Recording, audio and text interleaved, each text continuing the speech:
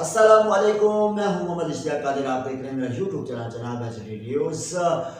पाकिस्तान ने जनूबी अफ्रीका को 7 विकेट से शिकस्त देकर सीरीज 2-1 से जीत ली है। पाकिस्तान ने तीसरे वनडे मैच में जनूबी अफ्रीका को 7 विकेट से हराकर 3 मैचों की सीरीज से 1-2 से जीत ली है। फैसलाबाद के इकबाल स्टेडियम में खेले गए सीरीज के फैसला कुन मैच में मेहमान टीम ने टॉस जीतकर पहले बैटिंग करने का फैसला किया है। अफ्रीका की जानिब से पहले बैटिंग करने का फैसला सूदमंद साबित ना हुआ और मेहमान टीम 37 ओवर में 143 रन बनाकर ऑल आउट हो गई। जनूबी अफ्रीका की जानिब से क्विंटन डी कॉक ने 53 रन बनाकर नुमाया बैट्समैन रहे। जैसे ही क्विंटन डी कॉक आउट हुए उसके बाद एक विकेट गिरती चली गई और जनूबी अफ्रीका की पूरी टीम रेत की दीवार साबित हुई और 143 रन बनाकर 37 ओवर में ऑल आउट हो गई।